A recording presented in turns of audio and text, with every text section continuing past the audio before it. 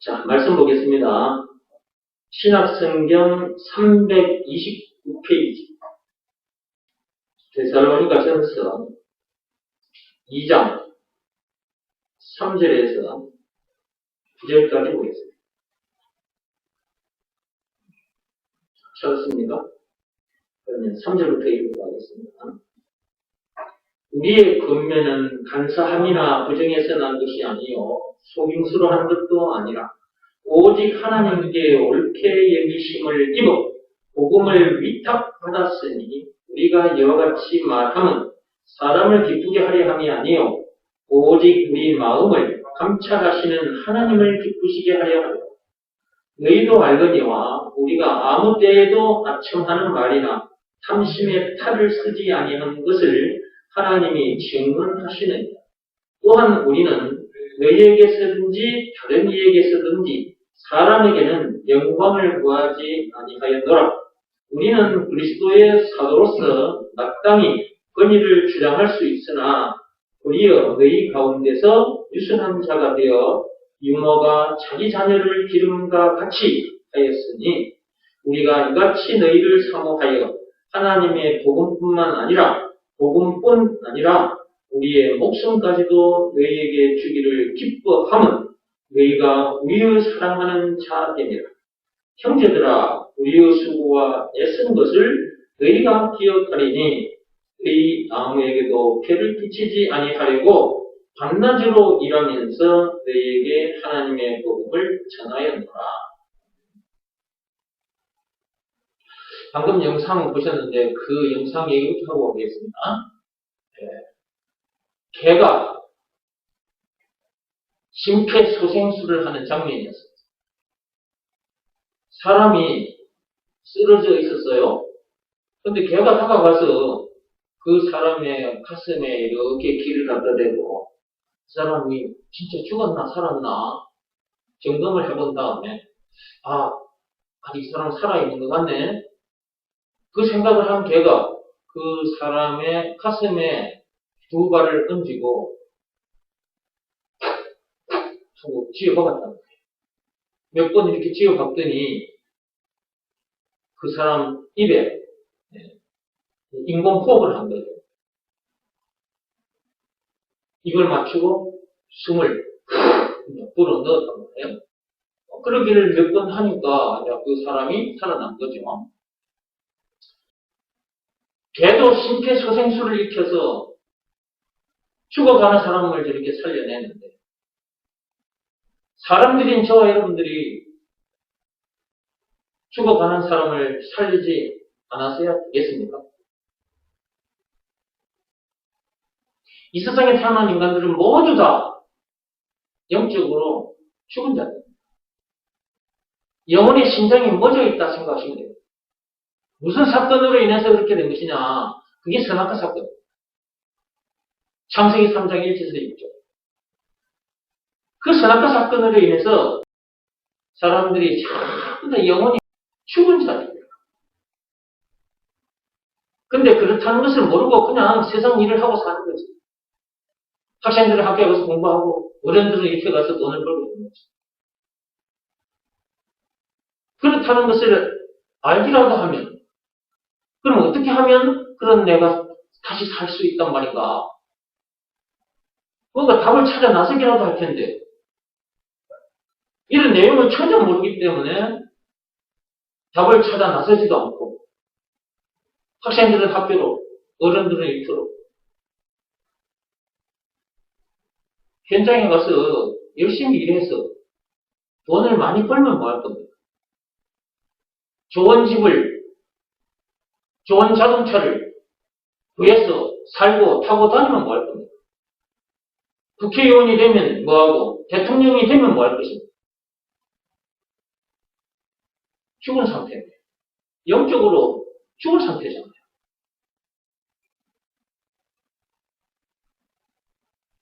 그런데 사람들은 영적으로 죽은 상태라는 것을 모르기 때문에 지금도 이 방에도 일터에서 일하는 사람들이 있을 것입니다. 시가 내 수당을 받기 위해서. 그런 사람들을 우리가 가서 살려줘야 하는 것입니다. 영혼의 심장이 멎어 있는 사람들을 우리가 살려줘야 돼요.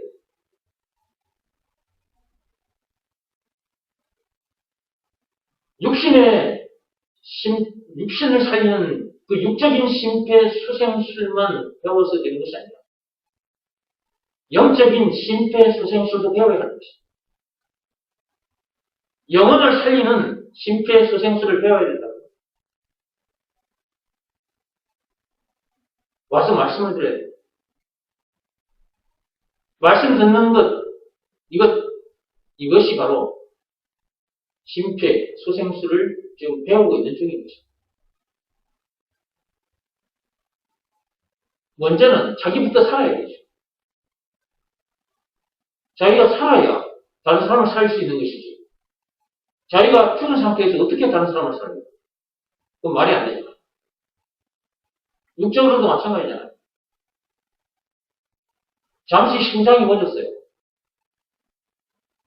그러면 심폐소생술을 통해서 그 사람을 살려내는 사람은 말짱한 사람이야. 건강한 사람. 살아있는 사람이라고 해요. 잠시 심장이 멎어서 지금 쓰러져 있는데 그 사람이 어떻게 다른 사람을 살릴 수 있겠냐고. 그 사람은 다른 사람을 살릴 수가 없어.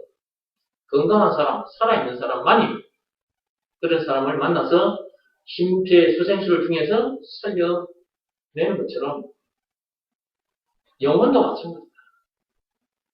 죄로 인해 죽은 그 영혼이 살아야 죽은 사람들을 만났을 때 그들을 살릴 수가 있는 것이다.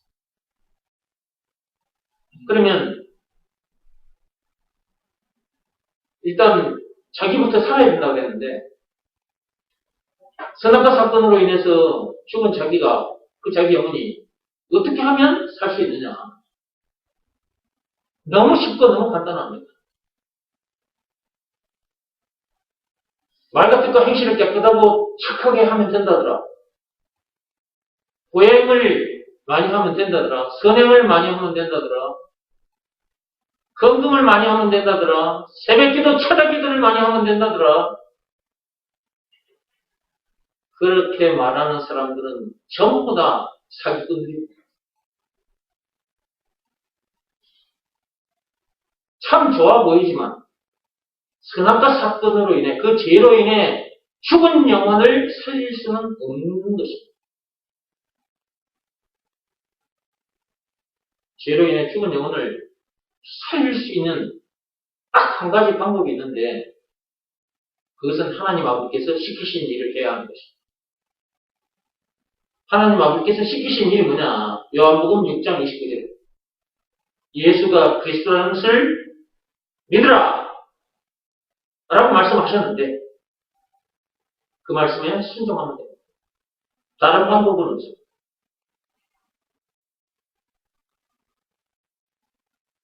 그런데도 사람들이 하나님 아버지께서 시키신 일을 하지 않고 각자 나름대로 자기 생각대로 또는 세상 사람들이 가르쳐주는 방법대로 지금도 그 방법을 쫓아 열심히 하는 사람들이 많습니다. 저도 옛날에 그런 사람 중에 한 사람이었어요. 말 같은 거 행실을 깨끗하고 착하게 하면 된다고 하더라고요. 선행을 많이 하면 된다더라고요. 그래서 그렇게 열심히 해봤죠. 그러다가 교회로 왔어요. 교회 왔더니 율법대로 해야 된대요. 하나님 말씀대로 율법대로 해야 된대요. 율법대로 하면 하나님 말씀대로 하면 구원 받는데요. 죄로 인해 죽은 영혼이 살아난대요. 천국 간대요. 그런데 그 방법대로 해보다가 제가 죽을 뻔했지 않습니까? 십계명만 해도 10가지인데 그 십계명대로도 살아보려고 몽골을 쳐도 십계명대로 살아지지 않는 내 자신이 발견되니까 600개가 넘는 그 율법을 어떻게 다 지키며 살 수가 있어요? 그 율법대로 살고 싶으나 살아지지 않는데 그런데도 그들의 말을 듣고 열심히 살았습니다. 그런데 나중에 보니까 그 계명이, 그 율법이 사망에 이르게 한다라고 적혀 있더라고요. 로마서 7장 10절. 그러니까 나는 그동안 그들의 말을 듣고 어떤 길을 가고 있었던 거예요? 사망의 길을 가고 있었던 거죠. 천국이 아닌 지옥 길을 가고 있었던 거죠.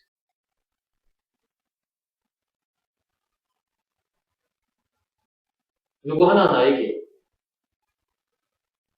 이런 내용을 가르쳐 주는 사람이 없었어요. 모두가 다 하나님의 말씀대로 율법대로 살아야 된다고만 나에게 가르쳐 줬지,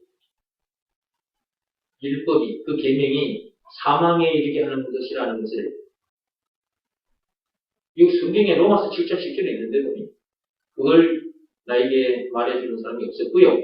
그 다음에 내가 율법대로 살고 싶으나 율법대로 사라지지 않는 문제, 즉 제 문제, 그 제 문제를 내가 안 만나고 싶은데, 그런데 만나고 나는 내 자신이 발견될 때, 그때마다 내가 하나님 앞에 죄송하고 내 마음은 괴롭고 계속 반복되다 보면 미치고 환장하는 것이고, 로마서 7장 24절 말씀 그대로 되는 것이고, 이렇게 미치고 환장하다가 죽을 수밖에 없는 나를 누가 건져내 줄 수 있다고 하는 것께 탄식을 할 수밖에 없는 것이고요.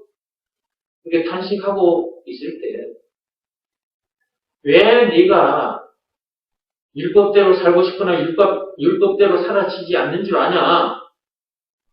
왜 네가 죄를 안 짓고 싶은데도 죄를 짓고 마는 줄 아느냐? 그 이유가 내 속에 죄가 거하고 있기 때문이에요. 로마서 7장 17절, 20절.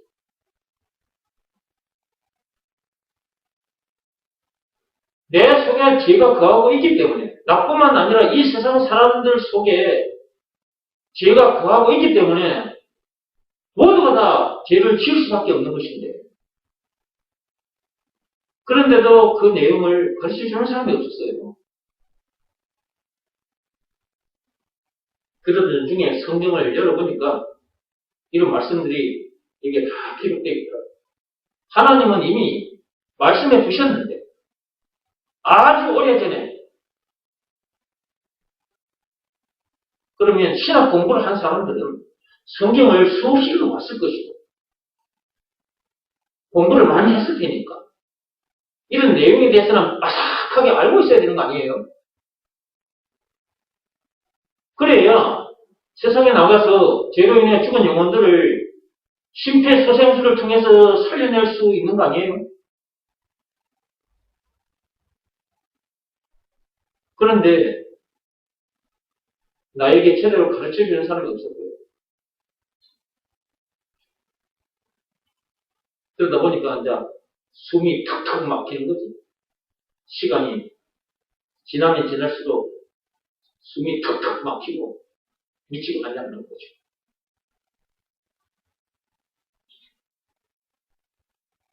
그러는 중에 하나님의 은혜로 이런 내용을 알게 됐고, 하나님 아버지께서 시키신 일을 했더니, 예수가 그리스도라는 것을 믿으라 말씀에 순종했더니 제가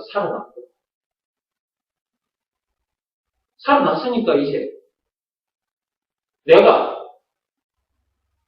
예수가 그리스도라는 것을 믿으라 말씀에 순종해서 살아났으니까 다른 사람들에게도 가서 예수가 그리스도라는 것을 가르치는 거죠. 그리고 이것을 믿으라 말씀에 순종하면 됩니다. 이것 이외에 다른 방법은 없습니다.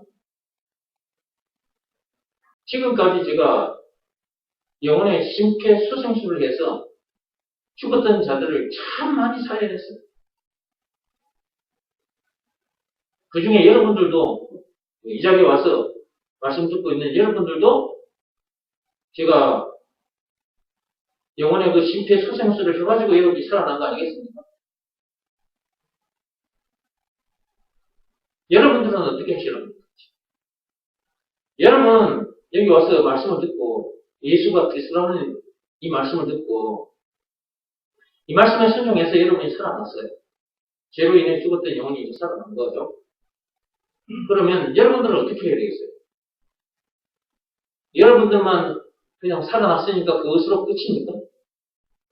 그래서는 안 되는 것입니다. 죄로 인해 죽었던 그 영혼의 심장이 멎어 있는 저 세상 사람들, 우리가 가만히 보고만 있을 수는 없는 거잖아요. 아까 저 개도 사람 가슴 위에 올라가서 두 발로 이렇게 심장을 압박했잖아요. 그리고 입에다가 자기 입을 갖다 대서 숨을 불어넣고, 개도 저렇게 심폐소생술을 해서 사람을 살려내는데, 사람들은 우리들이 사람을 살리지 않고 그냥 세상 일만 하면 되겠습니까? 그래서는 안 된다고 생각합니다. 저는 이런 내용을 몰랐을 때가 있었기 때문에 힘든 시간들이 있었고, 또 이런 내용을 다 알게 됐잖아요. 그래서 이렇게 살아났잖아요. 그래서 옛날에 나처럼 이런 내용을 모르는 상태에서 교회만 열심히 다니는 사람들이 너무나 많다는 말이에요. 그러니까 나는 이것을 보고 가만히 있을 수가 없어요.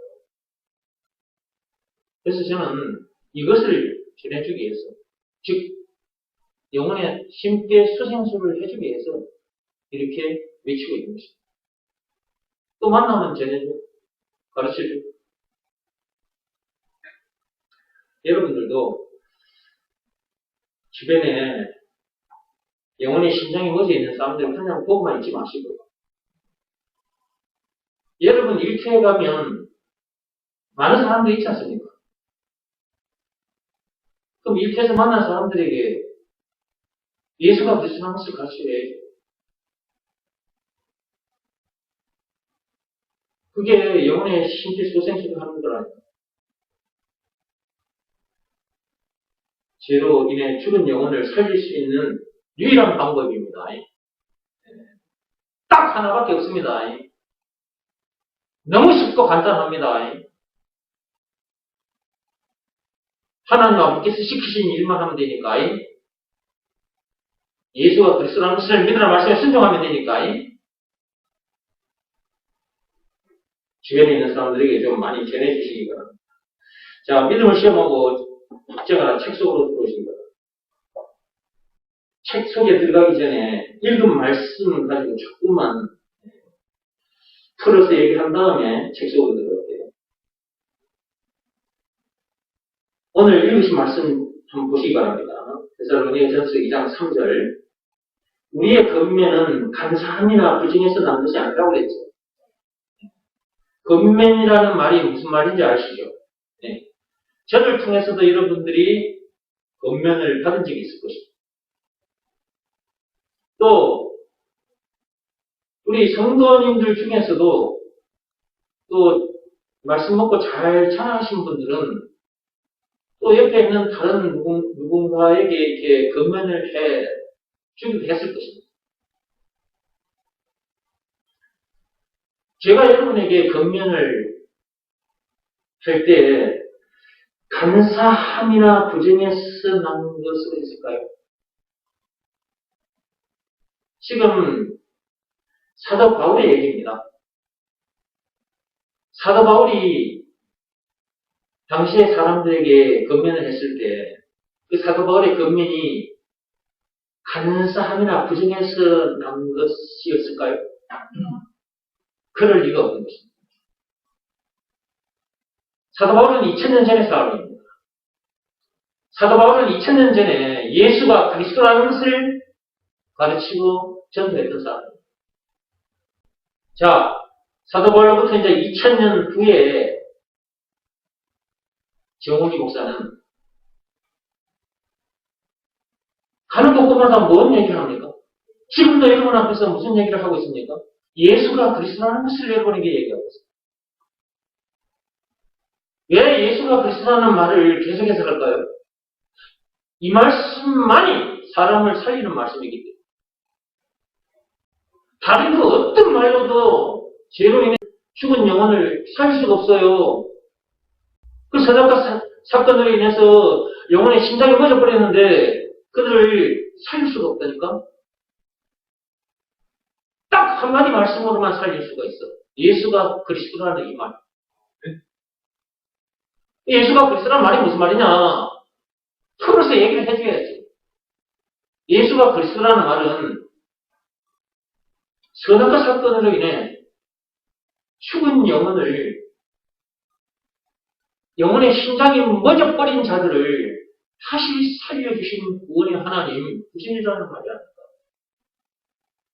뿐만 아니라 죄와 마귀와 죽음 문제를 비롯한 인생의 모든 문제의 답이라는 말이고, 영생은 물론 천국을 비롯한 하나님의 모든 부활하는 말이고, 길이요 진리요 생명이요 왕 제사장 선지자라는 말이고, 무슨 말이? 예수가 그리스도라는 이 말이. 찬송가 96장에 예수님은 누구신가? 없는 자의 위로, 없는 자의 풍성. 4절 끝자락에 우리의 영광. 총 20가지로 요약이 되어 있는데 20가지라는 말입니다. 무슨 말이? 예수가 그리스도라는 말이. 그러니까 예수가 그리스도라는 말은 참으로 엄청난 말이다. 이것이 믿어지는 믿음이 있나 없나 그것 점검해보시라. 예수가 이렇게 엄청난 분이라는 것이 믿어지는 믿음이 있나 없나 점검해보시고 없으면 그것부터 먼저 구하라. 그래야 하나님 아버지께서 싶으신 일을 하게 됩니다. 요한복음 6장 29절 예수가 그리스도라는 것을 믿으라는 말씀에 순종하게 된다. 순종하면 어떤 일이 벌어지느냐? 여기서 말하는 순종은 몸으로 하는 일이 아니라 마음으로 하는 일. 그 말씀에 자기 마음의 무릎이 꿇어지고 엎드려진다. 그 일을 하게 된다. 그게 순종인 것입니다. 순종하면 어떤 일이 일어나느냐?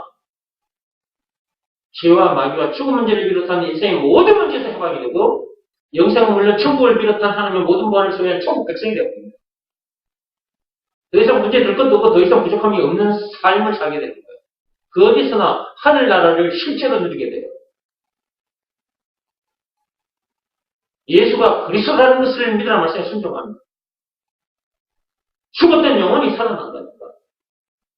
선악과 사건이라는 그 죄로 인해 죽었던 영혼이 심장이 멎어버린 그 영혼이 다시 살아난다니까요. 이런 놀라운 일이 일어나요. 이게 누구의 능력입니까? 하나님의 능력인 것입니다. 죽었던 자가 다시 살아났다. 하나님의 능력이라니까요. 육신은 언제 새 몸을 입게 되느냐? 예수님께서 다시 오시는 그날. 그 새 몸을 입은 자들이 새 예루살렘에서, 제 천국에서 영생 공동을 누리는 것입니다. 그러니까 무엇이 중요하냐? 예수가 그리스도라는 이 말이 무슨 말인지를 제대로 알아야 하는 것이고, 이것이 믿어지는 믿음이 자기에게 있나 없나 점검해 봐야 되는 것이고, 없으면 이것부터 먼저 주세요. 하나님 앞에 간절히 기도해야 되는 것이고, 그렇게 구하다 보면 어느 날 하나님으로부터 이 선물을 받게 될 거예요. 예수가 그리스도라는 것이 믿어지는 그 믿음, 그 선물을 받게 될 것이다. 에베소서 2장 8절 말씀에 역사가 일어날 것이다. 그리하면 예수가 그리스도라는 것을 믿으라는 말씀에 저희가 순종하게 된다. 순종함으로 그렇게 놀라운 일이 자기에게 일어난다. 이것이 하나님의 능력입니다. 사는 동안도 만나게 되는 모든 문제를 이겨야 됩니다. 그 전에는 문제들을 못 이겼어요. 그런데 순종하면 문제들을 이기고 예수가 그리스도라는 것이 믿어지는 믿음을 가진 자들은 문제들을 이깁니다. 문제들을 어떻게 이기는 것이냐? 믿음으로 이기는 것입니다. 천국을 어떻게 가는 거예요? 믿음으로 가는 거예요. 천국 가기 전까지 만나게 되는 문제들이 있어요. 그 문제들은 무엇을 이기는 거예요? 믿음으로 이기는 거죠. 그러니까 무엇이 믿어지는 믿음이 중요하냐 이거예요. 예수가 그리스도라는 것이 믿어지는 믿음. 이 믿음이 너무너무 중요한 건데 이것을 구하지 않고 이 외의 것들을 자꾸 구하고 있으니 이런 놀라운 일이 자기에게 일어나질 않는 거예요. 문제들을 못 이겨요. 삶의 현장에서 문제들을 못 이깁니다. 문제들을 이기지 못하면 스트레스를 받게 돼요. 속이 상하게 됩니다. 정신건강 무너지고 육신건강 무너집니다. 스트레스를 계속 받아보세요. 정신건강뿐만 아니라 육신건강도 상하게 돼요. 여러분 유튜브에 그 실험하는 실험지들 한번 쳐서 영상을 보세요. 이미 TV를 통해서 여러분이 봤을 겁니다. 그런 거. 상자 안에 갇힌 쥐에게 자꾸 스트레스를 주는 거예요. 막대기로 쥐를 자꾸 괴롭히는 거예요. 그 쥐는 나중에 이상한 행동을 보이고 그 다음에 몸도 점점 살이 슉슉 빠져가지고 나중에 비행기로 죽습니다. 그런 거 보셨죠? 쥐도 자꾸 스트레스를 받으면 이상한 행동을 보이고 몸도 망가지는데 사람이라고 안 그러겠습니까? 사람은 쥐보다 더해. 굉장히 감정이 예민하거든.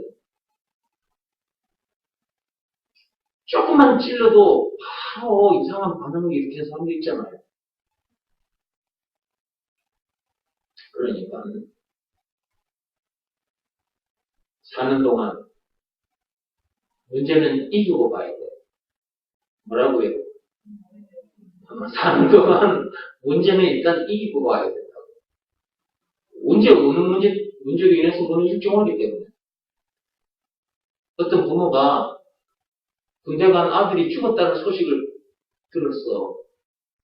부대로 쫓아가요. 그 부대 안에 있는 영안실에 쫓아간단 말이에요.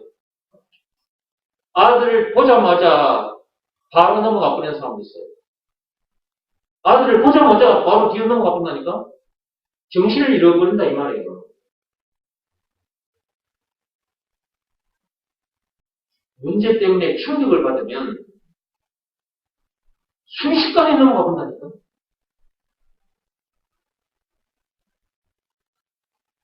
그러니까 일단 문제는 이기고 가야겠다. 근데 어떻게 하면 문제를 이길 수 있느냐? 네, 어떻게 하면 문제를 이길 수 있느냐? 너무 쉽고 간단해.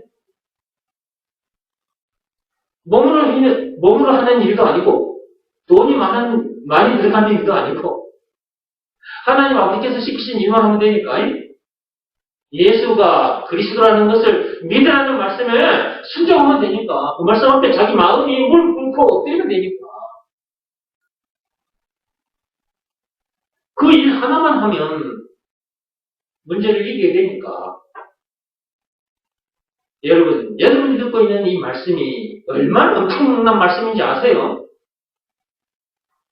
여러분들은 진짜 저를 통해서 그저 지금 듣고 앉아 계시는데요. 너무 쉽게 그냥 듣고 계시는데요. 저는 몇 년 동안 고생.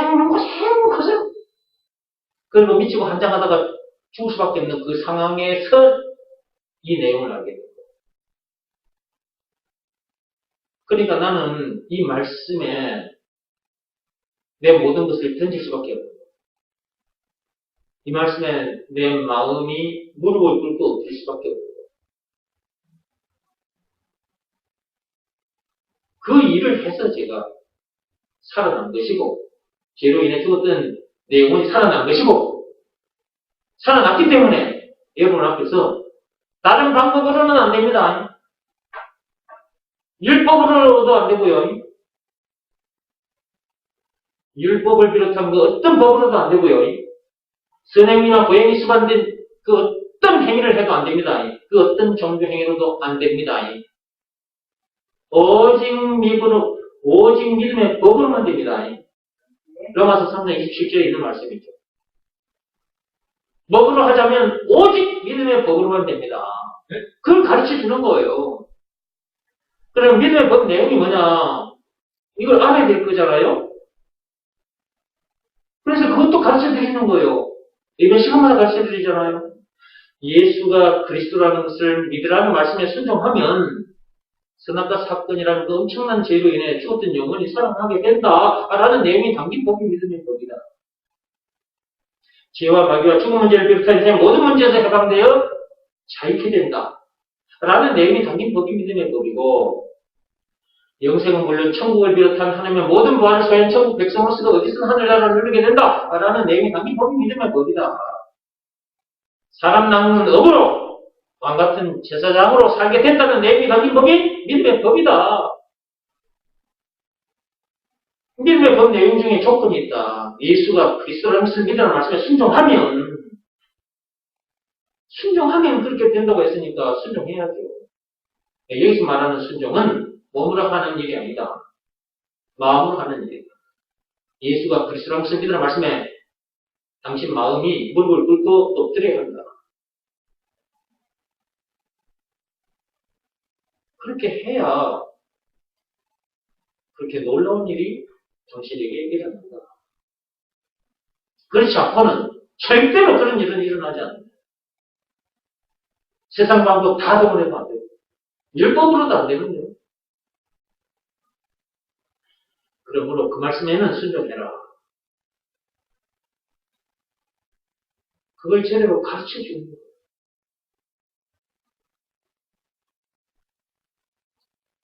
이 방법 이외에 다른 방법이 없잖아요.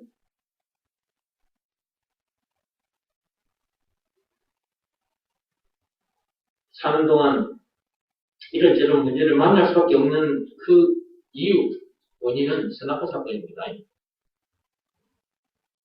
죽음 문제를 비롯한 인생 모든 문제를 만나게 된 근본 원인은 선악과 사건입니다. 율법대로 살고 싶구나 율법대로 사라지지 않는 문제, 그 죄 문제도 선악과 사건 때문입니다. 사람 속에 죄가 들어와 거하고 있기 때문입니다. 이걸 정확하게 알아야 돼요. 그는 우리를 구해주신 분이 예수님입니다. 구해주신 증거가 있습니다. 그것이 예수님이라 한 십자가 사건입니다. 요한복음 10분의 1절에서 30절에 예수님께서 그 엄청난 십자가 사건을 당하기까지 해서 우리를 살려주셨으니까, 구해주셨으니까, 그 예수님은 우리에게 있어서 구세주입니다. 메시아 그리스도입니다. 예수가 그리스도라는 것을 믿으라는 말씀에 순종하면 그렇게 놀라운 일이 일어납니다. 그걸 가르쳐주면 그 말씀에 순종하면 되겠습니다. 이런 말씀을 전해줘도 이 말씀을 거역하는 자들이 있다. 불순종하는 자들이 있다. 이 말씀은 간사한 말이 아닙니다.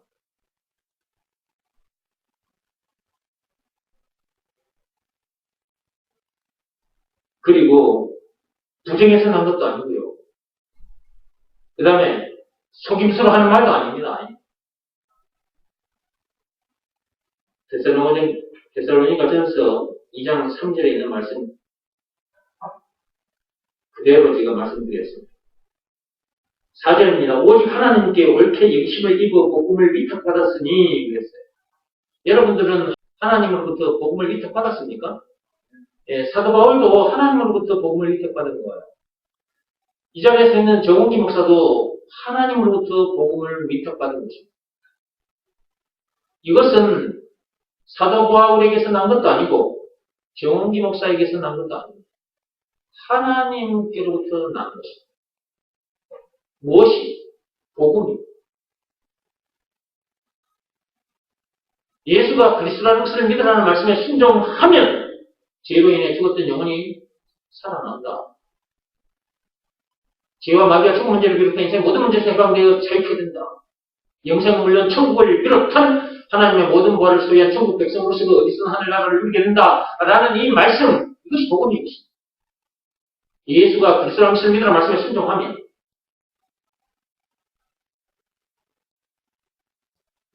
이 복음은 하나님으로부터 위탁받은 것입니다.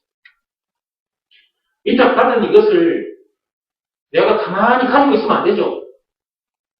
반드시 다른 사람에게 전달해야 합니다. 택배 기사 아시죠? 집집마다 물건 배달해주는 사람. 홍길동이라는 사람이 물건을 김개똥이라는 사람에게 전달해주고 싶어서 그 물건을 택배 회사에 보냈어요. 그랬더니 택배 회사에서 그 물건을 택배 기사에게 주면서 김개똥이 집에까지 갖다 줘라. 위탁을 받은 거예요. 위탁 받은 자는 반드시 위탁 받은 것을 그 사람이 갖다 줘야 돼요. 택배 기사가 위탁 받은 물건을 김개똥이라는 사람에게 갖다 주지 않으면 전달되지 않을 뿐만 아니라 그 택배 기사는 다음날로 잘립니다. 다음날부터 택배 기사 노릇 못해요. 그러니까 위탁받은 물건은 반드시 전달해줘요. 여러분들은 하나님으로부터 복음을 위탁받았죠. 그럼 여러분들은 영적인 택배 기사들인 것입니다. 영적인 택배 기사들인 여러분들이 받은 물건을, 그 복음을 다른 사람에게 전달해야죠. 그래서 사도행전 1장 8절에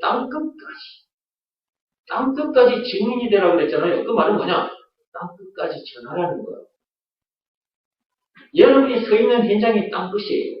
여러분이 서 있는 그 현장에 만나게 되는 사람들에게 복음을 전하라 그 말이에요. 하나님으로부터 복음을 위탁받아 놓고도 다른 사람에게 전달하지 않는다? 그러면 여러분들은 영적인 택배 기사가 아닌 거예요. 위탁받은 상태로 여러분이 살고 있다면 여러분들은 상급 받을 수가 없는 택배 기사들이 됩니다. 육적인 택배 기사들도 홍길동에게서 위탁받은 물건을 김개똥에게 갖다 주지 않으면 택배 회사로부터 택배 기사가 월급을 받지 못합니다. 상급을 받지 못해요. 그런 것처럼 하나님으로부터 위탁받은 이 복음을 다른 사람에게 전달해 주지 않으면 여러분들에게는 상급이 없어요. 계시록 22장 12절에 하나님께서는 위탁받은 이 복음을 다른 사람에게 전달해 준 것만큼 상급을 주겠다 약속을 하셨잖아요. 계시록 22장 12절에 보세요. 찾아가면서 해야 돼. 그래야 조롱도 사라지고. 자, 여러분들은 영적인 택배 기사들 맞습니까? 네. 그러면 택배 기사면 택배 기사답게 살아야 됩니다. 이 귀한 물건을, 이 귀한 복음을 여러분들이 택받아 놓고도 여러분 손에 가지고 있으면 안 돼요. 여러분들 육적인 택배 기사라면 여러분들이 그 물건을 다른 사람에게 전달 안 하겠습니까?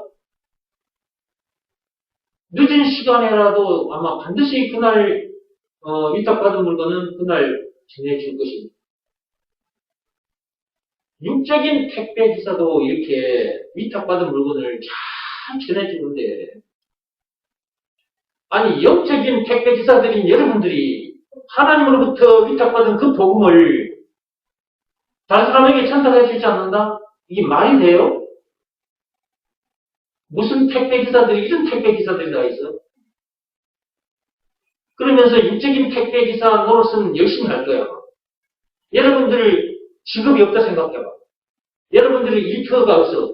택배 회사에 와서 이제 물건을 다른 사람에게 전해주는 그런 일터만 있어.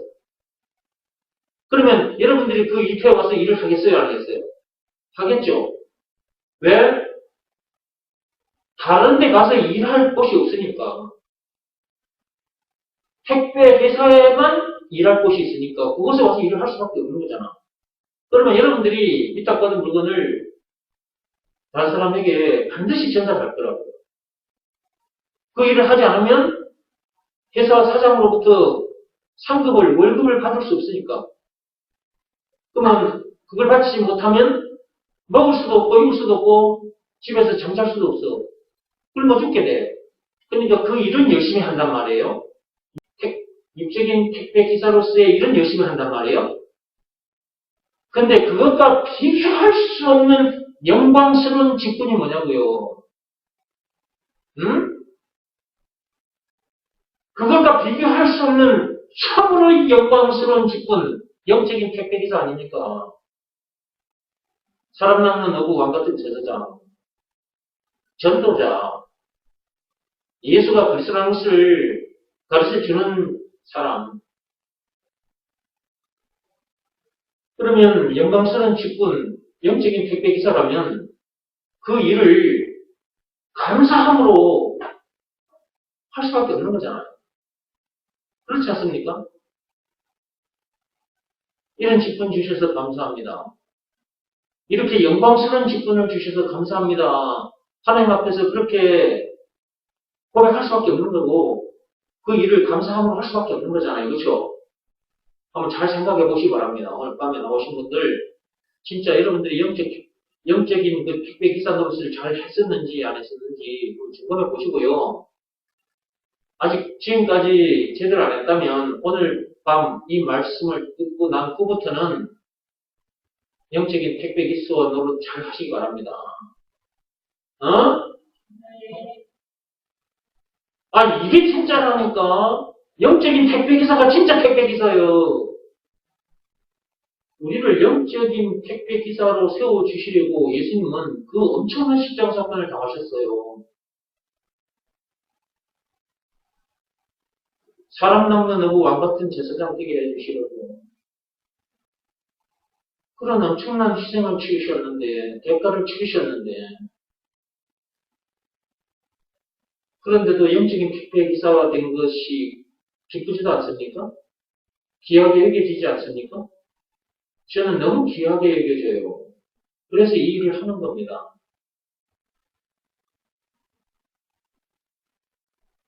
잘 생각해 보시고,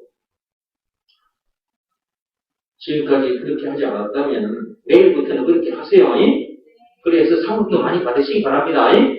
계시록 22장 12절입니다. 보라, 내가 속히 오리니, 자, 택배회사 회장님이십니다. 여기서 말씀하신 분. 여기서 말씀하신 분이 누구라고요? 택배회사 회장님, 예수님, 하나님이란 말이에요. 다시 엄마 약속하고 가셨잖아요. 네. 내가 속히 오리니, 내가 줄 상이 있다 그랬어요. 내가 속히 오리니, 내가 줄 상이 내게 있어 각 사람에게 그가 행한 대로 갚아주리.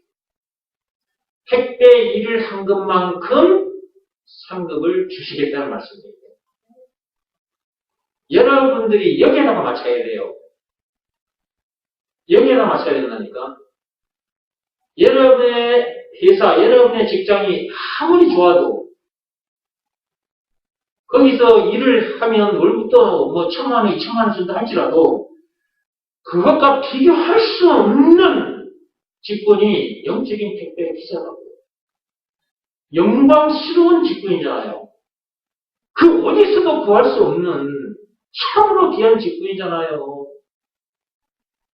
어디서 이런 직분을 얻을 수가 있겠어요? 만왕의 왕이신 하나님께서 진짜 택배 회사의 회장님이신 하나님께서 우리들을 불러내가지고 영적인 택배 기사로 세워주셨으니까 얼마나 감사합니까?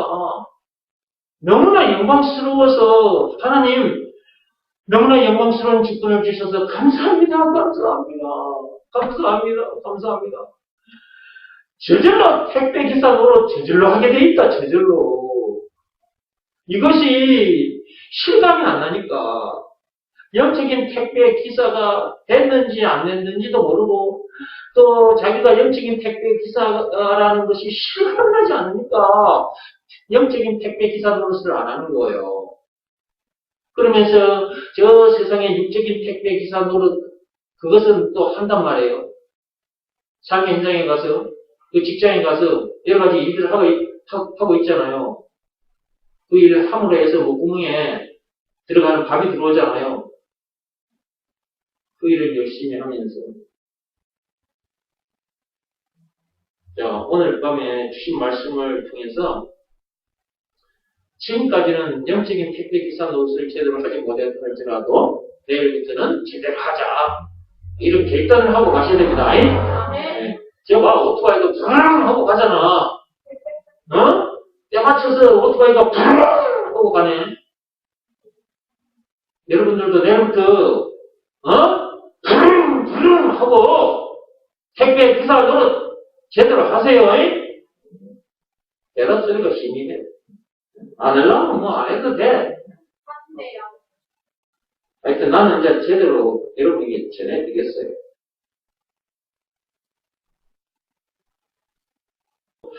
정말 여러분들이 영적인 택배 기사로 잘 하셔서 상도 많이 받으시기 바랍니다. 네. 이게 바로 권면인 거예요. 지금 제가 이렇게 말씀드린 이것이 권면이에요. 얼마나 좋은 말씀이에요.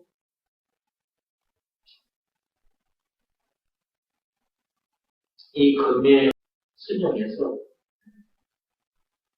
상도 많이 받으시기 바랍니다. 복음 입탁 받았으니 우리가 이와 같이 말함은 4절 지금 하고 있는 중입니다.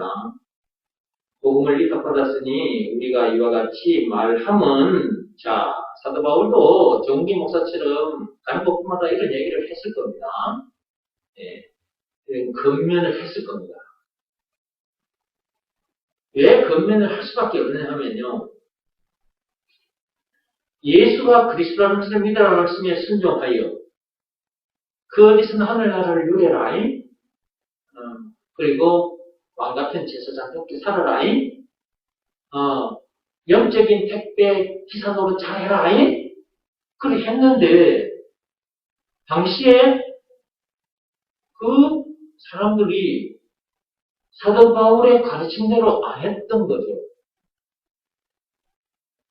가는 곳마다 예수가 그리스도라는 것을 전하여 그 지역에 교회가 세워졌는데 그 지역의 교인들이 사도 바울이 시키는 대로 안 하는 거예요. 그러니까 권면을 할 수밖에 없게 된 거죠. 저도 여러분 앞에서 권면을 하잖아요. 저도 여러분에게 예수가 그리스도라는 것을 가르쳐드렸어요. 하나님으로부터 위탁받은 이 복음을 여러분에게 전달했습니다. 그러면 이 복음에 순종해서 복음 속에 들어있는 그 엄청난 복을 누리고 사시고 또한 여러분도 이 복음을 또 다른 사람에게 전해줬으면 좋겠는데 복음에 순종하지도 않지. 복음에 순종하지 않으니까 문제들을 이기지 못하지. 문제들을 이기지 못하니까 교회 안에서도 싸움이 일어나, 분쟁이 일어나고 그런 모습을 볼 때 사도 바울의 마음이 아프겠죠. 정은기 목사도 이 일을 해보니까 그런 때가 있더라고요. 여러분들이 복음에 불순종하고 또 문제들을 이기지 못해서 또 속이 상해가지고 원망, 불평, 신경질 짜증을 내고 있고 사람 탓하고 사람을 미워하고 있고 이런 내용을 전해주는 저를 미워하기도 하고 여러분에게 내가 욕 들어먹을 짓을 하지 않았는데도 나를 미워하는 사람도 있습니다. 나는 나에게 주어진 시간과 나에게 주어진 재물과 내 육신의 생명까지 여러분을 살리는 일에다가 이렇게 다 던져놓고 살아왔고 지금도 그렇게 살고 있고 앞으로도 그렇게 살 것입니다. 그런데도 이런 나를 욕하고 나를 미워하는 사람이 있다고요. 그러니까 여러분에게 권면을 하는 거예요. 이 밤에도 제가 지금 이렇게 하고 있는 게 권면이라 생각하십니다. 계속 읽어보겠습니다. 복음을 위탁받았으니 우리가 이와 같이 말함은 사람을 기쁘게 하려 함이 아니요 오직 우리 마음을 감찰하시는 하나님을 기쁘시게 하려 합니다. 권면을 하다 보면 사람들이 기분 나빠합니다. 그리고 날 미워하기도 하고 2000년 전에 사도 바울도 권면을 하면은 사람들이 사도 바울을 욕하고 안 듣는 데서 안 듣는 소리도 하고 그걸 사도 바울이 모르겠어요. 오늘날 정홍긴 목사가 경험한 것 사도 바울도 그래야 경험했을 건데 그 사도 바울이 이렇게 말하잖아요.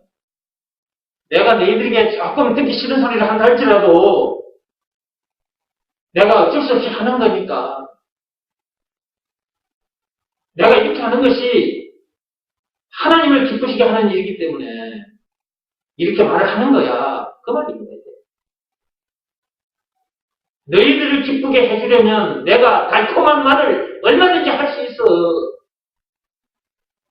그런데 너희들을 기쁘게 할 수는 없어. 너희들이 좀 듣고 기분 나쁘다 할지라도 그렇게 해주는 것이 너희들에게 유익하고 또한 이것이 하나님을 기쁘게 하시는 일이기 때문에 내가 이렇게 말을 하는 거야. 지금 사도 바울이 이런 심정으로 이 편지를 쓴 것입니다. 데살로니가 교인들에게. 5절입니다. 너희도 알거니와 우리가 아무 때에도 아첨하는 말이나 탐시무탈을 쓰지 아니한 것을 하나님이 증언하시느니라. 이 하나님이 다 알고 계세요. 사도 바울도 이렇게 했던 것 하나님이 다 알고 계시고요. 오늘날 정은지 목사가 여러분에게 이렇게 하고 있는 것 하나님이 다 알고 계세요. 그런 줄도 모르고 나를 욕하고 미워하고 그러면 되겠습니까? 그렇게 하면 되겠습니까? 그러면 아니요. 해야지.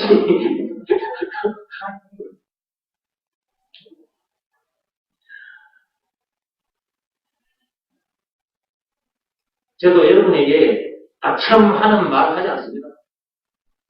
여러분 것 좀 뜯어먹어 보려고 여러분을 속이는 그런 짓 안 합니다. 지금까지 저는 저에게 주어진 시간도, 저에게 주어진 재물도, 내 육신의 생명까지 여러분에게 다 던져놓은 상태에서 살아왔습니다. 이거는 하나님이 알고 계십니다.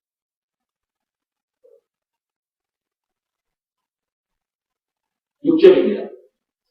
또한 우리는 너희에게서든지 다른 이에게서든지 사람에게서는 영광을 구하지 아니하였노라. 그렇습니다. 사도 바울도 이랬지만 정홍기 목사도 이렇습니다. 사람에게서 영광을 구하지 않습니다.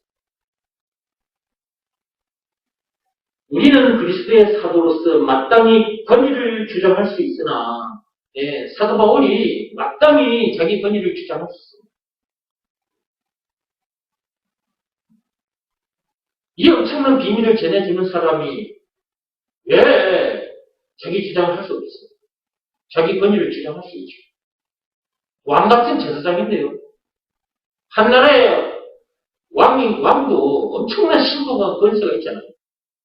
세상의 그 왕도, 그 썩어 없어질 신분을 가진 그 세상의 왕들도 그 권위를 주장하고 예뱀하고 큰 소리 치며 사는데 백성들로부터 세금을 받아 처먹고 사는데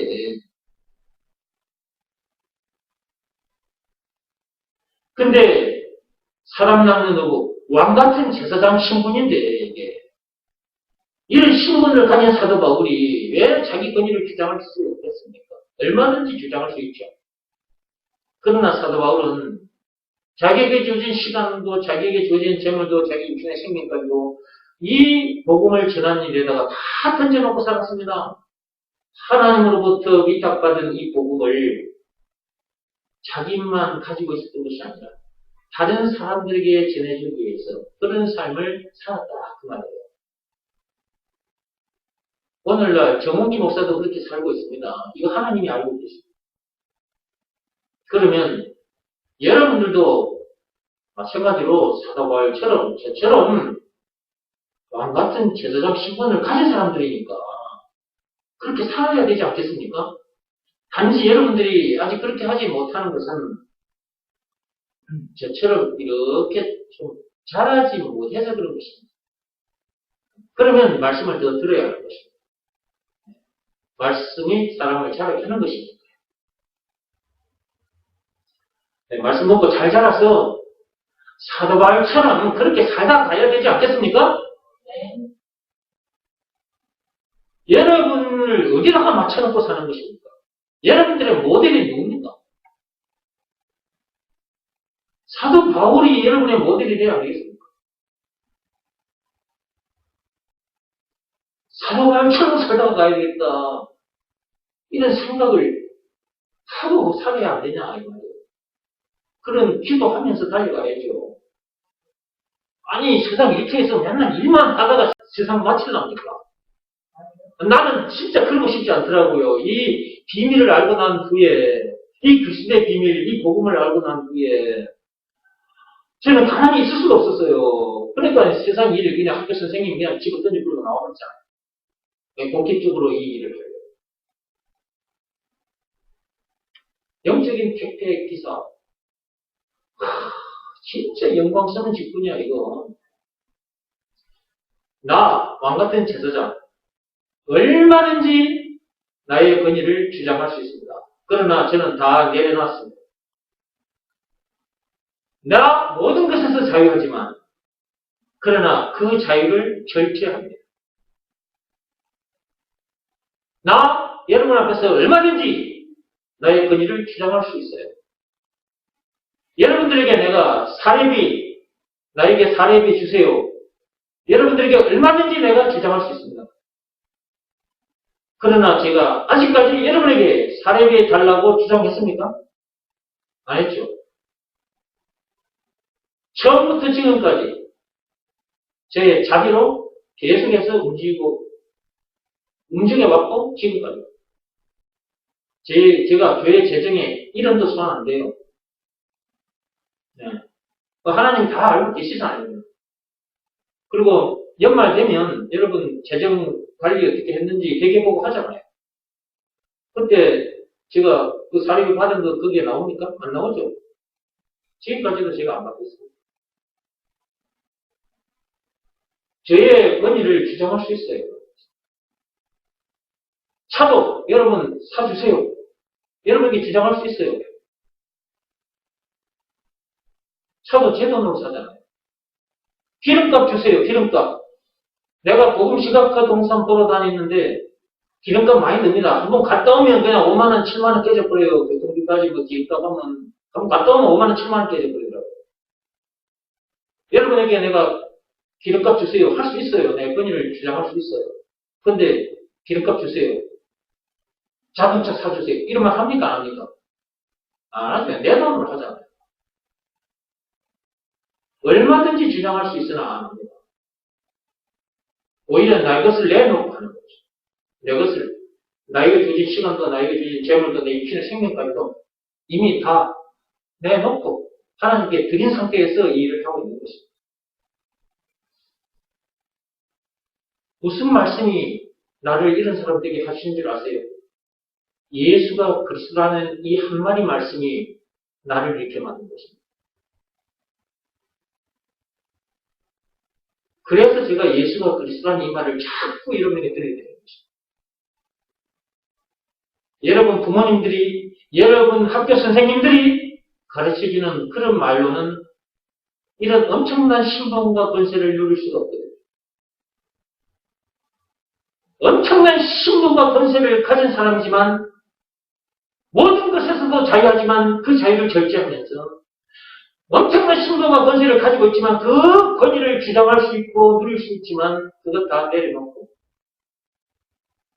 내 생명까지도 내놓고 이렇게 일을 할 수 있는 것. 영적인 택배 기사 노릇을 할 수 있는 것. 예수가 그리스도라는 이 말씀이 나를 이렇게 만든 것입니다. 내 부모님의 말씀, 학교 선생님들의 말씀, 세상 위인들의 말씀이 나를 이렇게 만든 것이 아닙니다. 딱 한마디 말씀이 나를 이렇게 만들었습니다. 이 말씀을 몰랐을 때는 제가 부모님 말씀, 선생님들 말씀, 세상 위인들의 말씀을 많이 듣고 따라갔습니다. 그런 말씀으로는 안 됩니다. 사는 동안 만나게 되는 문제들을 못 이깁니다. 문제들을 못 이기면 스트레스를 받게 되거든. 속이 상하게 되거든. 정신건강 무너지고 육신건강 무너지고. 그런데 예수가 그리스도. 예수가 그리스도라는 이 말씀이 나를 이렇게 만드는 거예요. 그러니 제가 이 말씀 이외에 다른 말씀을 할 수 있겠습니까? 할 수 없는 것입니다. 법으로 말하자면 믿음의 법이 나를 이렇게 만들었기 때문에 믿음의 법을 자꾸 얘기해 주는 겁니다. 율법이 나를 이렇게 만들었으면 내가 여러분에게 율법을 가르쳐 주면서 율법을 지켜야 된다고 매 시간마다 강조하고 있을 겁니다. 근데 율법으로는 안 돼요. 도리어 사망에 이르게 됩니다. 로마서 7장 10절. 사람을 고생하게 만들고 사람을 미치게 만들어요. 로마서 7장 24절 말씀처럼 그렇게 되게 만들어버려요. 율법은 사람을 그렇게 만들어요. 오직 믿음의 법만이 사람을 살리고 사람을 이렇게 만들어줍니다. 그러므로 믿음의 법을 계속 얘기할 수밖에 없는 것이다.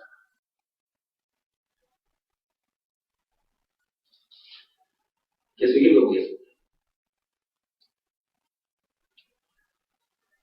우리는 그리스도의 사도로서 사도 바울뿐만 아니고 저도 그리스도의 사도고 여러분들도 다 그리스도의 사도들입니다. 영적인 택배 기사들이라고 말해요. 우리는 그리스도의 사도로서 마땅히 권위를 주장할 수 있으나 도리어 너희 가운데서 유순한 자가 되어 유순한 자가 되어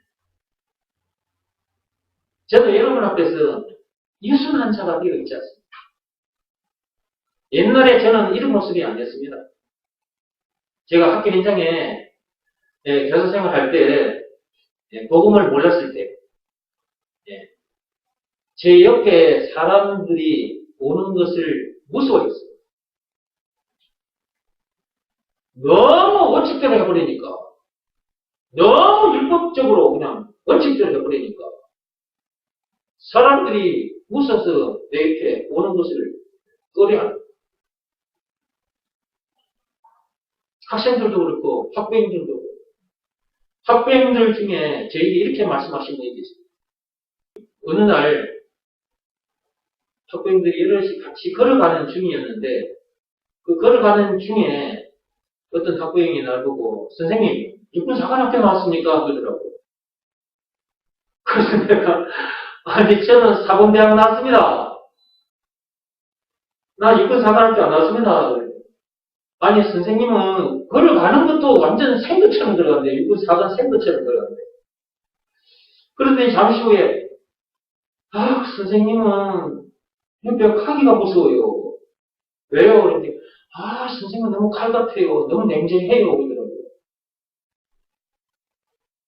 그래서 내가 이렇게 돌아보면서 아니 저 이렇게 훈훈한 사람인데요. 좀 더 많고요. 내가 이랬더니 그렇지 않고 너무 냉정하게 찬바람이 난대요.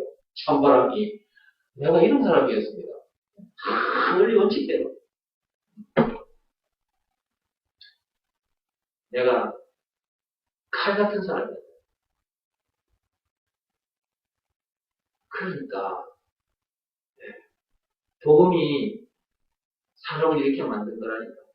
그러니까 복음이 너무 중요한 거예요. 복음에 순종하면 유순한 사람이 됩니다. 믿음의 법을 좋아하고 지키는 자들은 아주 유순합니다.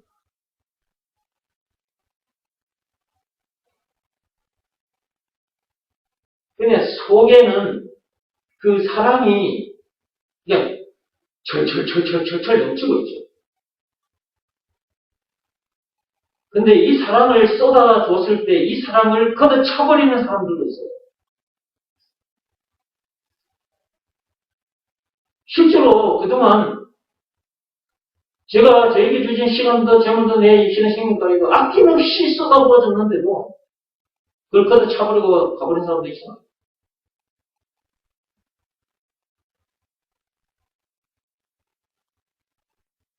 사랑을 주면 그 사랑에 감사하고 그 사랑을 준 사람과 함께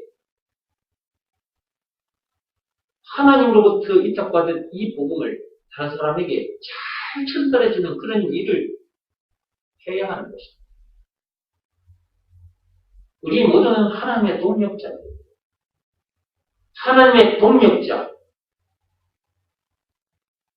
그러면 하나님의 동력자로 먼저 서 있는 저를 여러분들이 도와주면 그것이 하나님의 동력자로서의 일을 하는 것은 참 마찬가지입니다.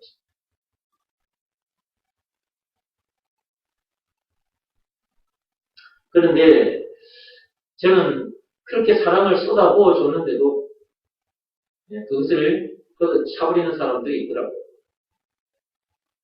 그런 사람들이 계속 생겨나요. 안타까운 일이죠. 그래 놓고 자기가 그걸 걷어차놓고 나를 욕해요.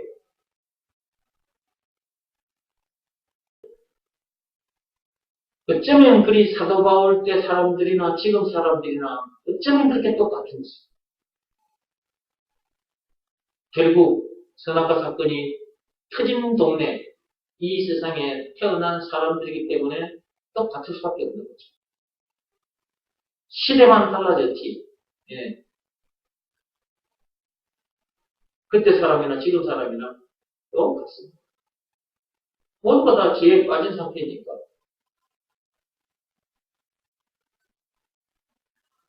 나를 욕해도 괜찮습니다. 그런데 그렇게 욕하는 사람들, 언젠가는 하나님으로부터 징계를 받습니다. 하나님께서 그대로 두시지는 않습니다. 히브리서 12장 5절부터 쭉 읽어보시면 하나님께서 그런 자들을 징계하신다 라고 말씀해 두셨고 창세전에 그리스도 안에서 택함을 받은 사람이라면 하나님께서 징계하십니다. 그러면 징계하시는 이유는 뭐냐? 순종하라고. 예수가 그리스도라는 것을 믿으라는 말씀에 순종하라고 징계를 하십니다. 다른 이유 없습니다. 언젠가 돌아오면 이제 아이고 목사님 죄송합니다 하겠지. 근데 아직까지 그런 인간들이 없어. 아직까지 돌아와서 그런 인간들이 없어. 어차피 저는 저에게 있는 모든 것을 다 쏟아붓고 있는데 이렇게 해줬는데도 이걸 걷어차버리고 이제 나간 사람이 있잖아요. 이런 사람들이 밖에 나가서 나를 욕하고 돌아다니면 그 일이 어떤 일이 되어버리냐 그러면 복음을 전하는 일을 방해하는 일이 됩니다. 그 일 자체가. 나를 욕하고 돌아다니면 내가 언젠가 어떤 사람들 앞에, 그런 사람들 앞에 그 욕을 들었던 사람들 앞에서도 내가 복음을 전할 날이 올 거잖아요. 그러면 그 욕을 들었던 사람들이 나를 좋은 눈으로 안 본단 말이에요. 나는 이 귀한 복음을 전해주려고 갔는데 욕을 들었던 그 사람들은 나를 안 좋은 눈으로 보고 일단 그 자리에 서 있게 됩니다. 그러면 그 자리에서 내가 복음을 전하면 그 사람들은 내 말에 귀를 기울이지 않고 저 목사님이 어쩌고 저쩌고 했다더라. 다른 사람들로부터 들었던 욕을 생각하면서 그 자리에 서 있게 돼요.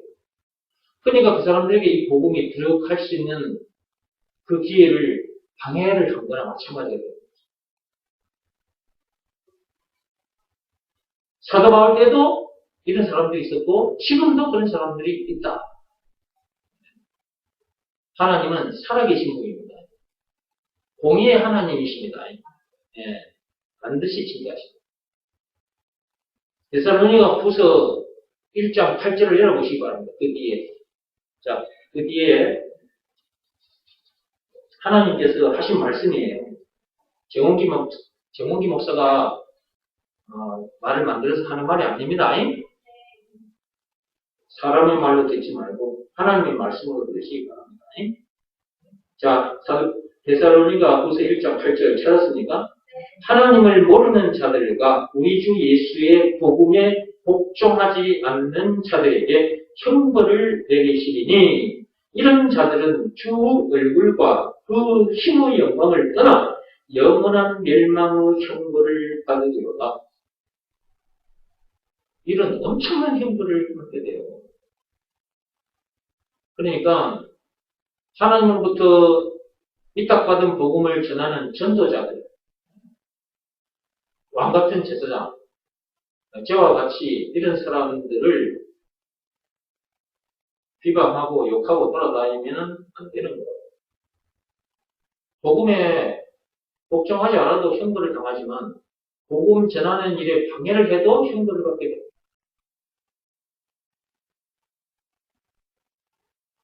자, 봅시다. 7절. 너희 가운데서 유순한 자가 되어, 사도 바울도 그들 가운데서 유순한 자가 되어 복음을 전했던 것입니다. 유모가 자기 자녀를 기름과 같이 하였습니다. 유모가 자기 자녀를 기른 것처럼 사도 바울이 당시의 교인들을 그렇게 대했다 그 말이에요. 어린 아이를 키우는 유모, 어린 아이에게 젖을 주고 어린 아이를 키우는 그 유모가 어린 아이를 어떻게 대하는지 여러분들 그런 거 다 보셨죠? 여러분들이 엄마 노릇을 했으니까 여러분 엄마 노릇 하신 여러분 자녀들에게 어떻게 대했는지 여러분 다 알고 계시죠? 그것처럼 정홍기 목사도 여러분 앞에서 그러고 있다 그 말이에요. 때로는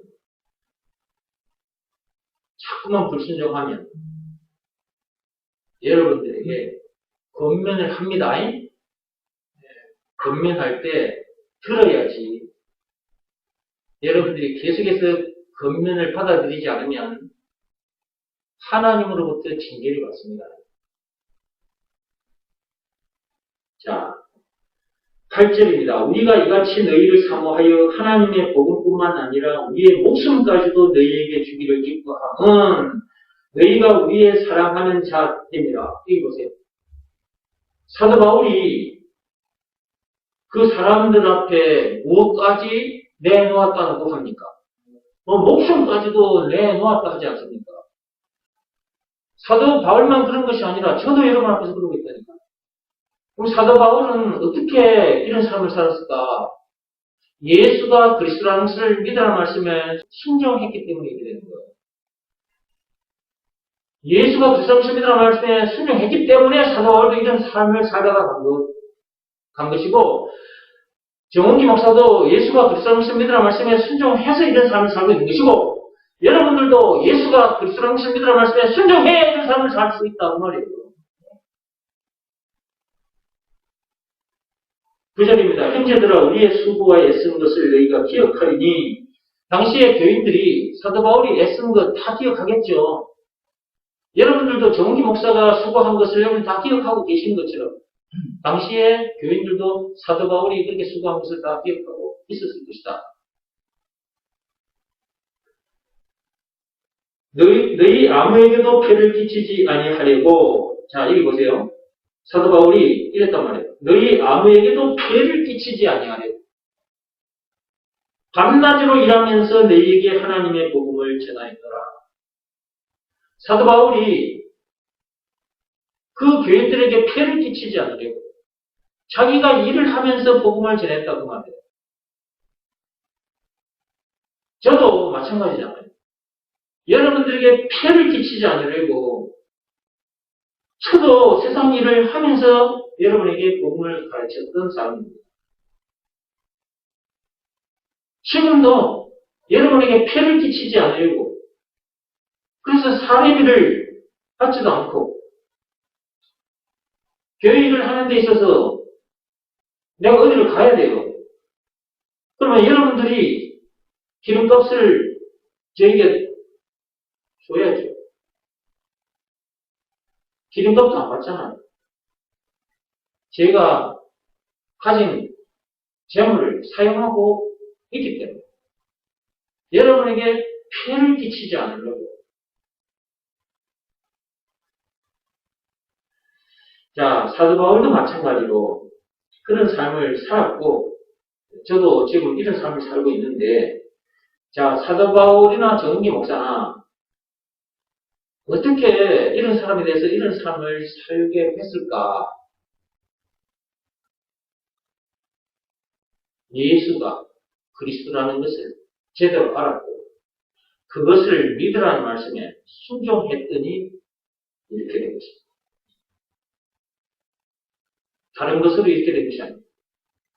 법으로 말하자면 오직 믿음의 법으로 이렇게 된 것입니다. 그러므로 제가 여러분 앞에서 자꾸 믿음의 법을 얘기하는 것이고, 또 예수가 그리스도라는 것, 이걸 계속해서 얘기해 주는 거예요. 듣고 믿음이 없는 사람은 믿음을 구하시고, 하나님으로부터 믿음을 받은 사람은 그 말씀 앞에 늘 엎드려 사신 거랍니다. 그것이 일인 것입니다. 예수가 그리스도라는 것을 믿으라는 말씀에 여러분의 마음이 무릎 꿇고 엎드려 있는 그것이 일이라고, 일. 여러분이 해야 할 일이라고, 그게. 그 일을 하면서, 그것은 마음으로 하는 일이니까 눈에 안 보이죠. 그러나, 그것이 진짜 일이고, 하나님께서 인정해 주시는 일이에요. 그 일을 함으로 모든 문제를 이기고, 그 이선 하늘나라를 실제로 누리게 돼요. 그래서 그 일을 하고, 그 다음에 몸으로 하는 일을 하십시오. 그 몸으로 하는 일은 뭐냐? 하나님으로부터 위탁받은 그 복음을 다른 사람에게 전해주는 일. 그것은 여러분의 시간과 여러분의 재물과 여러분의 몸이 사용되게 됩니다. 그것은 눈에 보여요. 그 일은 눈에 보입니다. 바깥으로 드러나는 일이니까, 몸으로 하는 일이니까. 그 일을 한 것에 대해서 하나님께서 상급을 주신다 했으니까 이 상급을 가볍게 여기지 마시고 이 상급 받는 일에 최선을 다하시기 바랍니다.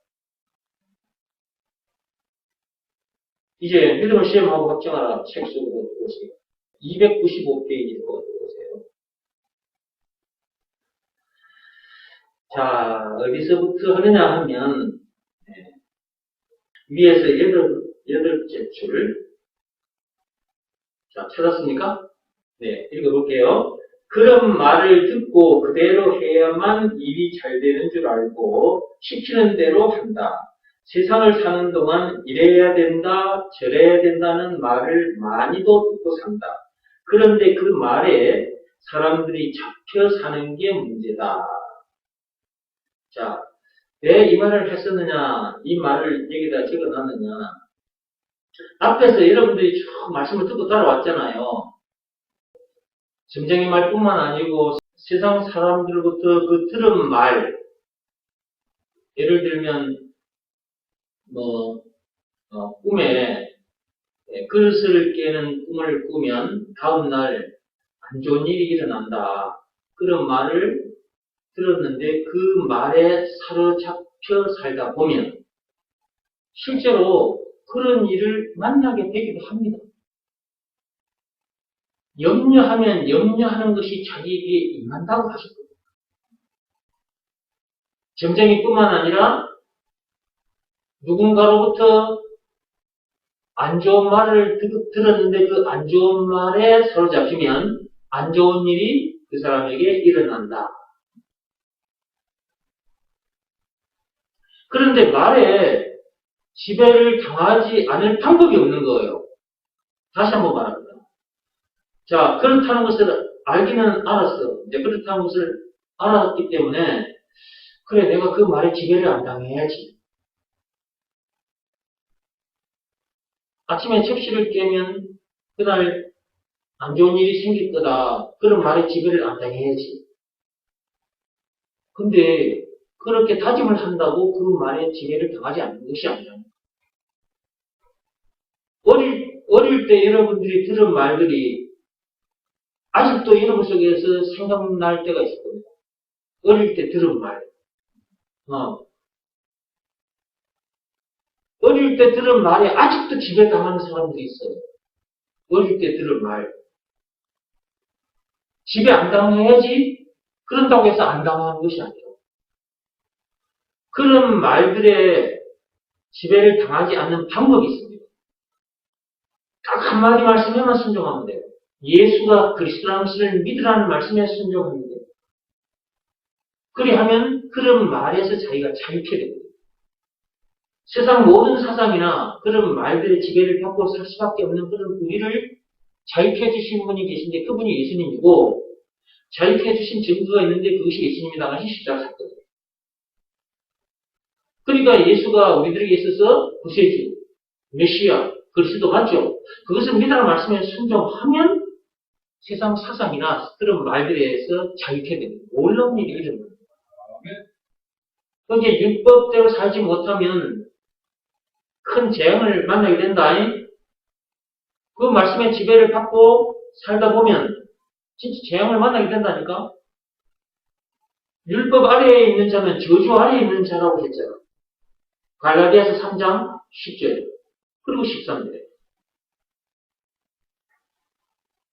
율법에서 벗어나면 되잖아. 근데 무슨 재주로 율법에서 벗어날 수 있냐고. 율법에서 벗어나야 저주에서 벗어나게 되는데 우리가 무슨 재주로 무슨 수로 그 율법에서 그 저주에서 벗어날 수 있겠어요? 그 어떤 방법으로도 안 됩니다. 딱 한 말씀에만 순종하면 돼요. 예수가 그리스도라는 것을 믿으라는 말씀. 그 말씀에만 순종하면 벗어나게 돼요. 그러면 그 말씀에서 벗어나기 때문에 그 말씀 아래에 있으면 당할 그 저주가, 그 재앙을 만나게 되겠습니까? 안 만나게 되는 일이 벌어지는 거예요. 그 일을 만나지 않게 되는 거예요. 이런 내용을 알고 사는 사람들이 과연 얼마나 될까, 이거예요. 태어나자마자 부모님들 가르침 속에서 또 어느 정도 자라니까 학교 또 가가지고 선생님들 가르침 속에서 또 이 책 저 책 읽으면서 이래야 된다 저래야 된다 이런 말들에 지배를 받을 수밖에 없는데 어떻게 자유할 수가 있겠어요? 시간이 흐르면 흐를수록 더 많은 말에 지배를 당하게 되죠. 못 벗어나요. 자기 자신을 가만히 들여다보면 그런 말들에 자기가 에워싸여 있어요. 그런 말들이 자기를 에워싸고 있다고요. 그 안에 자기가 지금 갇혀있는 상태예요. 그래서 제가 그 옛날에 벽돌 얘기를 해드린 거예요. 이 말 저 말 듣고 살다 보면 자기 주변에 벽돌이 이렇게 하나둘 얹히게 된다고. 그 벽돌 안에 자기가 딱 갇혀 있는 거예요. 시간이 흐르면 흐를수록 자기 옆에 벽돌은 계속해서 올라가요. 세상 지식이 됐든, 세상 뭐 말들이 됐든, 사상이 됐든, 이런 것들이 자꾸 자기 주변을 자꾸 에워싸가지고 자꾸 올라간다니까? 거기에 자기가 갇혀버려요. 그래서 그 말의 벽돌, 그 사상의 벽돌에 자기가 갇혀서, 그래서 그 자리에서 죽는 거예요. 지금, 저 북한을 한번 생각해 보세요. 북한. 자, 지금은 김일성 손자가 왕이 되어 있습니다. 김정은이가. 김일성으로부터 지금까지 3대에 걸쳐서, 자, 저 북한 사람들하고, 아바이 수령님하고 나타나면, 여러분, 옷 들고 흔드는 거 보셨죠? 안 봤어요? 그 수령이 나타나면, 사람들이 전부 다 꽃을 들고 흔드는 거 보셨죠? 여러분, 눈물을 흘려. 김일성 사상에 지배를 당해서 그런 거예요. 사람은 말에 지배를 받을 수밖에 없어요. 그러니까 저 북한 땅에 사는 저 우리 동포들이 김일성 사상에 완전히 세뇌당한 채 그 말에 사로잡혀서 저런 모습을 보이고 사는 거예요. 인간은 얼마든지 그렇게 될 수 있어요.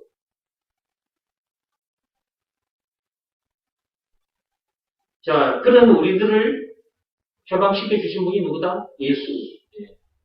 증거. 예수님의 십자가 사건.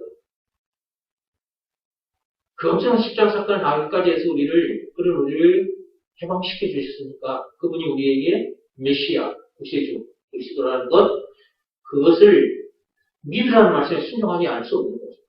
순종했더니 거기서 이제 우리가 해방이 된 거잖아요. 그러니까 우리는 어떤 말, 어떤 사상에도 지배를 당하지 않아요.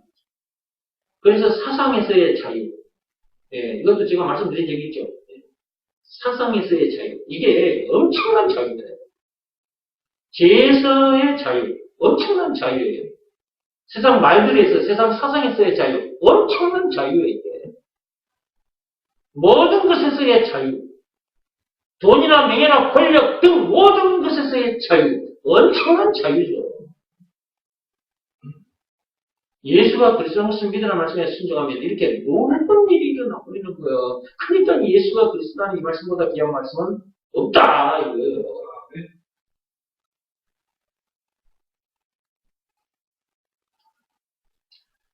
자, 계속 읽어볼게요. 예를 들어, 아침에 아내가 식사 준비를 하다가 접시를 깨뜨렸다고 하자. 그러면 그 접시 하나 깨진 것 가지고 그날은 재수 없겠다고 생각한다. 왜 그렇게 생각하느냐 하면 시어머니로부터 아침부터 그릇을 깨면 틀림없이 그날 재수 없는 일이 생긴다는 말을 들었기 때문이다. 시어머니로부터 그 말을 들은 며느리. 그 며느리가 접시를 하나 깨버렸어. 아이고 이제 오늘 재수 없겠구나. 이런 생각을 하게 된다는 거죠, 며느리가. 근데 그날따라 자기 남편이 밖에 나가서 일하다가 다쳤어. 그 소식을 들었어. 그럼 그 며느리가 아침에 내가 접시를 깼더니 진짜 안 좋은 일이 생겼네. 그걸 경험한 며느리는 다음에 자기 며느리가 들어오면 자기 며느리에게도 또 역시 그 말을 하게 돼 있어요. 이걸 보고 말의 유전이라고 그랬잖아요. 말의 유전.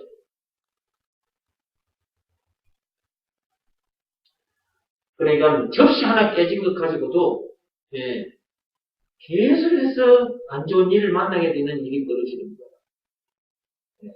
염려했던 일이 자기에게 그대로 임하게 되는 일이 벌어지는 거죠. 그런 것에서 자유하려면 예수가 그리스도라는 것을 믿으라는 말씀에 순종하는 방법밖에 없다.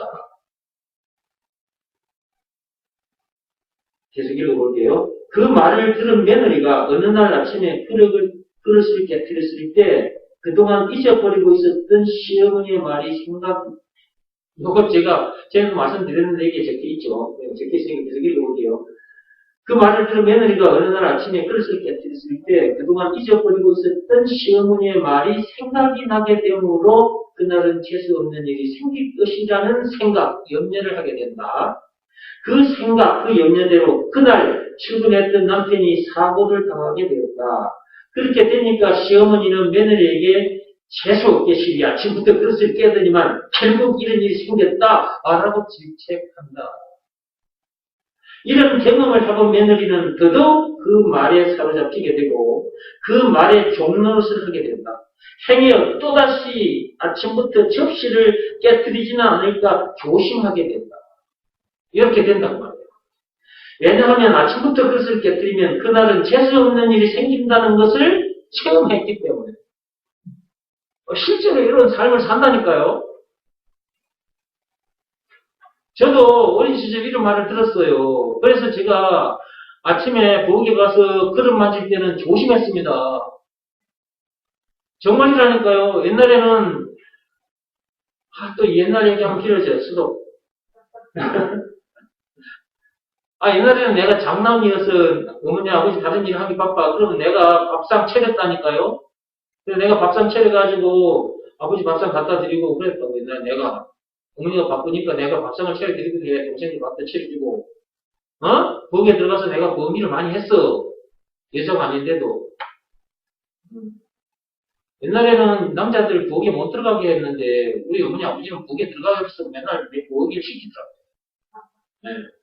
그런데 접시 깨면 재수 없는 일이 생기니까 조심하라더라고요. 그래서 내가 항상 그릇을 만질 때 그때는 또 사기 그릇이 많았어. 스된 그릇은 나중에 나왔어.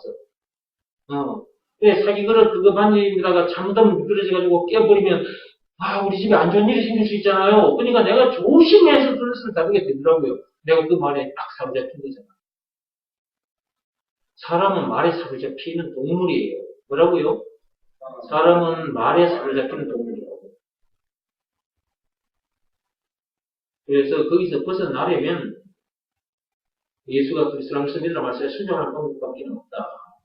네, 계속 읽어보겠습니다.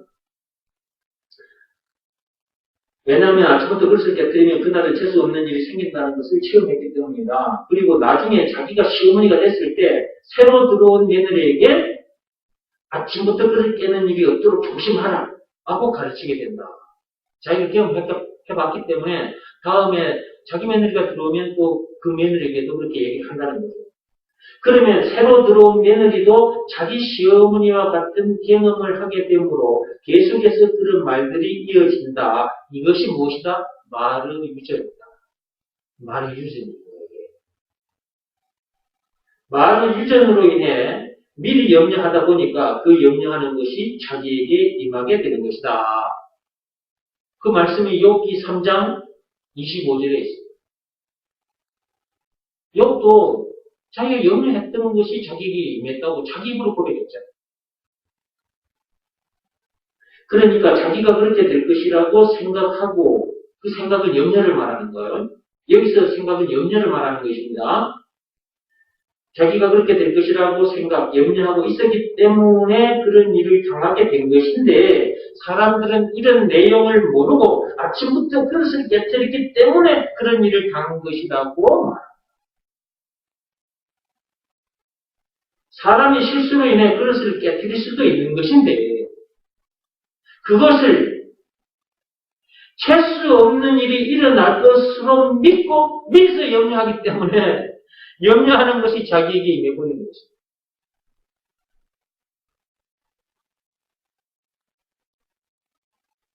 오늘은 여기까지만 하겠습니다. 그 밑으로 내려가면 너무 길어질 것 같아서 자 오늘 여러분이 들은 말씀 정리하고 마칠게요. 제가 아까 앞에서 영상 보여드렸어요. 개가 심폐소생술로 사람 살리는 거 보셨죠? 개도 심폐소생술을 통해서 사람을 살리는데 사람들인 우리들이 저 죽어가는 사람들을 그냥 보고 지나가서야 되겠냐고. 우리들이 영적인 심폐소생술자들인데 하나님으로부터 우리가 복음을 이딱 받은 사람들이잖아요. 영적인 심폐소생술 하라고 하나님으로부터 그 임무를 부여받은 사람들이잖아요. 그런 우리들인데 우리가 저 죽어가는 사람을 보고 가만히 있었어야 되겠냐. 걔도 심폐소생술을 통해서 사람을 살립니다. 이 세상에 태어난 인간들은 모두 다 선악과 사건에 빠진 사람들이기 때문에 영적으로 죽은 자들입니다. 영혼의 심장이 멎은 사람들이에요. 그래서 심폐소생술이 필요합니다. 심폐소생술을 하러 갈 때 여러분들이 꼭 들고 가야 될 것이 있어요. 예수가 그리스도라는 이 말씀을 들고 가야 합니다. 법으로 말하자면 믿음의 법을 들고 가야 돼요. 이것 이외에 다른 것 들고 가면 율법을 비롯한 그 어떤 법이나 선행이나 고행이 수반된 그 어떤 종교 행위 이런 걸 가서 그들에게 전해주면 그들을 살리는 것이 아니라 그들을 도리어 죽이는 거나 마찬가지입니다. 하나님은 오직 믿음의 법으로만 된다고 했습니다. 로마서 3장 27절. 그러니까 여러분들이 저 죽어가는 사람들에게 가져가야 할 것은 오직 믿음의 법이다. 이것만 들고 나가야지 다른 것 들고 나가면 사람을 고생시키고 죽게 만드는 것이다. 사람을 살리는 사람이 돼야지, 사람을 잡는 사람이 돼서는 안 돼. 사람을 죽이는 사람이 돼서는 안 되는 거예요. 그죠?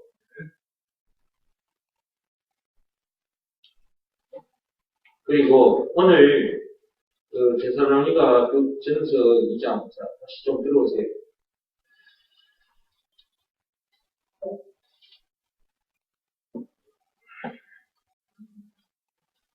오늘 여러분 그 읽으신 말씀 중에 권면이라는 단어가 있어요.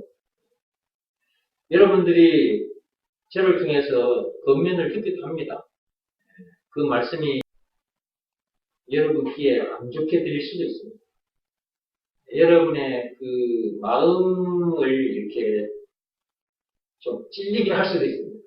근데 그 권면을 여러분들이 받아들일 때 기분 나쁘게 받아들이면 안 돼요. 응? 하나님의 말씀으로 듣고 그 말씀에 순종을 해야지 이걸 사람의 말로 듣고 목사님이 나한테 기분 나쁜 소리 했어 이렇게 받아들이면 그렇게 받아들이면 여러분 영혼의 심장이 멎은 상태로 그대로 살다가 지옥 그곳에 던져져요. 그러니까 권면을 들었으면 더 겸손해야 됩니다. 하나님 이런 말씀 들려주셔서 감사합니다 하고 드려야지. 예, 저한테 와서 목사님 왜 나에게 이런 말씀을 하셨습니까? 나에게 따지고 덤벼들면 안 됩니다. 그러면 안 돼. 그것이 바로 교만이에요. 그러면 멸망에 이르게 돼요. 멸망에 이르게 돼요. 그리고 우리는 복음을 위탁받은 사람이에요. 하나님으로부터 복음을 위탁받은 사람이라는 것을 잊지 마시기 바랍니다. 우리는 영적인 택배 기사들입니다. 육적인 택배 기사가 받은 물건을 다른 사람에게 전달해 주지 않으면 그 택배 기사는 그날로 잘려요. 그 회사에서 잘립니다. 그리고 그 회사 사장이 주는 월급도 못 받습니다. 영적인 택배 기사들인 저와 여러분들이 하나님으로부터 위탁받은 이 복음을 다른 사람에게 제대로 전달해 줘야지 배달 사고 나면 안 됩니다. 배달 사고 나면 안 돼. 배달 사고 나면 안 되는 거예요. 배달 사고 나면 상관 없습니다. 영적인 복음 택배 기사들이라는 것을 잊지 마시고 택배 기사답게 위탁받은 복음을 이 믿음의 법을 잘 전해주시기 바랍니다. 그리해서 상급도 많이 받기 바랍니다. 기도하고 마치겠습니다.